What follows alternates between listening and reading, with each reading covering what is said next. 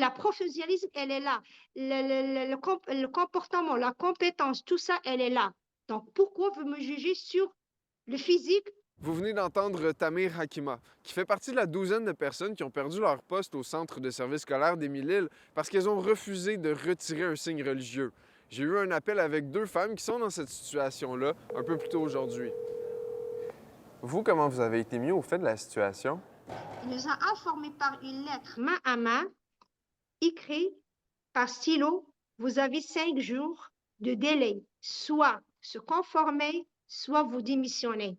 Donc, malheureusement, ils m'ont posé ce choix déchirant entre ma foi et ma vocation. Donc, la loi 94 prive le système scolaire de personnes dévouées. Puis là, justement, étant donné que tout ça arrive en plein milieu de l'année scolaire, c'est vos élèves qui seront privés de leur éducatrice. Comment ils ont réagi?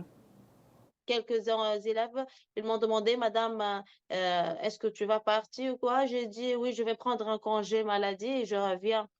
Ben parce que j'ai monté parce que j'arrive pas, je trouve pas les mots. Comment je vais expliquer à un enfant ça? Ça sera pas bien pour eux. Ça sera pas bien.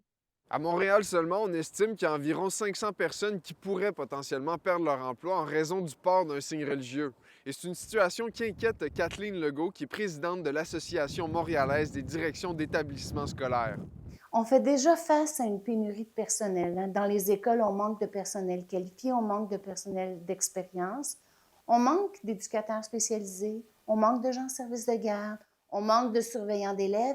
Et ce sont des emplois là, qui vont être touchés par les changements au niveau du port de signes religieux. En gros, là, en 2019, la loi 21 est entrée en vigueur et elle visait à interdire le port de signes religieux pour les employés de l'État en position d'autorité.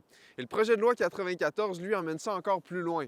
Il élargit la laïcité dans le système scolaire québécois aux membres du personnel en présence d'élèves dans un établissement d'enseignement public. Donc, on parle des stagiaires, des éducatrices, des orthophonistes, des psychologues, des orthopédagogues, des concierges, des secrétaires, etc. Et ce projet de loi-là, le projet de loi 94, est l'initiative de l'ancien ministre de l'Éducation, Bernard Drinville. Les personnes qui ont perdu leur emploi ont fait le choix de perdre leur emploi. Elles ont fait le choix de ne pas respecter la loi et donc, c'est leur décision. Elles auraient très bien pu accepter de retirer leur signe religieux pendant les heures de travail et si elles l'avaient fait, si elles avaient respecté la loi, elles auraient toujours leur emploi.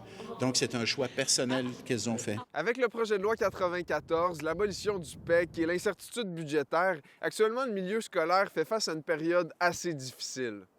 À Montréal, Elliott Tremblay pour Nouveau Info.